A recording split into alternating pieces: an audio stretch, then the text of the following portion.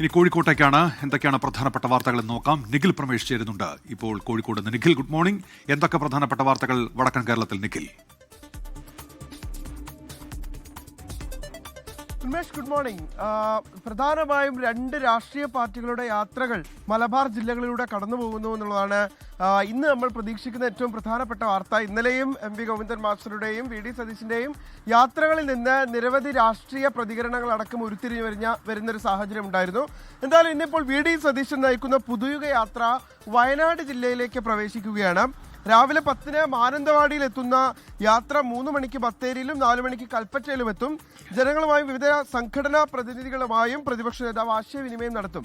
വയനാട്ടിലെ ഈ യാത്ര എത്തുമ്പോൾ സമീപകാലത്തെ UDFന്റെ അസോസിയേറ്റ് മെമ്പറായ JRP ജനാധിപത്യ രാഷ്ട്രീയ പാർട്ടിക്ക് ഇത്തവണ സീറ്റ് ഉണ്ടാകില്ല എന്നുള്ള തരത്തിലുള്ള വാർത്തകൾ പുറത്തു വന്നിരുന്നു. അങ്ങനെയെങ്കിൽ അവർ സ്വതന്ത്രരായി മത്സരിക്കും എന്നുള്ള നിലപാടും പാർട്ടി ഇതിനോടകം തന്നെ പ്രഖ്യാപിച്ചിട്ടുണ്ട്. നേരത്തെ മാനന്തവാടി സീറ്റിൽ ഒരുപക്ഷെ CK ജാനുവിനെ പരിഗണിച്ചേക്കുമെന്നുള്ള വാർത്തകളായിരുന്നു പുറത്തു വന്നിരുന്നത്. അവർക്ക് ആ സീറ്റിലാണ് കണ്ണുള്ളതും.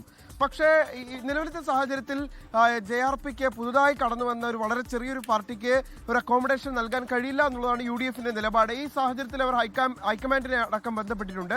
അപ്പോൾ ഈ പശ്ചാത്തലത്തിൽ വി.ഡി. സതീശൻ വയനാട്ടിലെത്തുമ്പോൾ ഏതെങ്കിലും തരത്തിലുള്ള ചർച്ചകളടക്കം ഉണ്ടാകുമോ എന്നുള്ളത് ഒരു പ്രധാനപ്പെട്ട കാര്യമാണ്. മറ്റൊരു കാര്യം, CPM സംസ്ഥാന സെക്രട്ടറി M.V. ഗോവിന്ദൻ നയിക്കുന്ന വടക്കൻ മേഖല ജാഥ, വികസന മുന്നേറ്റ ജാഥ മലപ്പുറം ജില്ലയിലേക്ക് അവരുടെ പര്യടനം പ്രവേശിക്കുകയാണ്. രാവിലെ 10 മണിക്ക് കൊണ്ടോട്ടിൽ നിന്ന് ജാഥ തുടങ്ങും.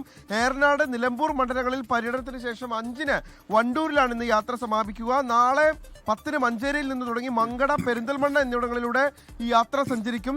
പൊതുപണിമുടക്കായതിനാൽ 12-ന് യാത്ര ഉണ്ടാകില്ല. പിന്നീട് പാലക്കാട് ജില്ലയിലേക്ക് 13-ന് കൂടി പര്യടനം നടത്തിയ ശേഷം 14-ന് ജില്ലയിലെ അവസാന കേന്ദ്രമായ തവനൂരിൽ സ്വീകരണം നൽകും. അതിനുശേഷം പാലക്കാട് ജില്ലയിലേക്ക് യാത്ര പ്രവേശിക്കും. മറ്റൊരു പ്രധാനപ്പെട്ട വാർത്ത നമ്മൾ ഇന്ന് മലബാറിൽ നിന്ന് പ്രതീക്ഷിക്കുന്നത്, നേരത്തെ ബസ്സിൽ ലൈംഗിക അതിക്രമം നേരിട്ടു എന്ന് കാണിച്ചുകൊണ്ട് പരാതി നൽകിയ ഷിംജിത മുസ്തഫയുടെ ജാമ്യ അപേക്ഷയിൽ ഒരുപക്ഷെ ഇന്ന് കോഴിക്കോട് ജില്ലാ കോടതി വിധി പറയാനുള്ള സാധ്യതയുണ്ട്. ഇന്നലെ ഈ കേസ് പരിഗണിക്കാൻ വേണ്ടി മാറ്റിയിരുന്നു. എന്നാൽ ജഡ്ജി എത്താത്തതിനാൽ ഈ കേസ് ഇന്നേക്ക് മാറ്റുകയായിരുന്നു. എന്തായാലും ഇന്ന് ഒരു പക്ഷേ ഈ ജാമ്യാപേക്ഷയിൽ വിധി ഉണ്ടായേക്കുമെന്നുള്ളതാണ് മനസ്സിലാക്കുന്നത്. ദിവസങ്ങളോളമായി ഈ പ്രതി ജയിലിൽ തന്നെ തുടരുകയാണ്. നേരത്തെ കുന്നമംഗലം കോടതി അവർക്ക് ജാമ്യം നിഷേധിച്ചിരുന്നു. ഒരു പക്ഷേ പ്രതി പുറത്തിറങ്ങിയാൽ സാക്ഷികളെ സ്വാധീനിക്കാൻ സാധ്യതയുണ്ട് എന്ന പോലീസ് റിപ്പോർട്ട് പരിഗണിച്ചുകൊണ്ടായിരുന്നു ഈ ജാമ്യാപേക്ഷ നിരസിക്കുന്ന സാഹചര്യം ഉണ്ടായത്. എന്തായാലും ഇന്ന് ഈ ജാമ്യാപേക്ഷയിൽ നിർണായക വിധി ഉണ്ടായേക്കുമെന്നാണ് നമ്മൾ പ്രതീക്ഷിക്കുന്നത്. നിഖിൽ പ്രമേഷാണ് വിവരങ്ങൾ നൽകിയത്. ലോകത്തെവിടെയായാലും ഏത് സമയത്തും 24 വാർത്തകളും ഓഗ്മെന്റഡ് റിയാലിറ്റി പാക്കേജുകളും എക്സ്പ്ലെയിനറുകളും വിശദമായി കാണാൻ ഞങ്ങളുടെ YouTube ചാനൽ നിങ്ങൾക്ക് സബ്സ്ക്രൈബ് ചെയ്യാം.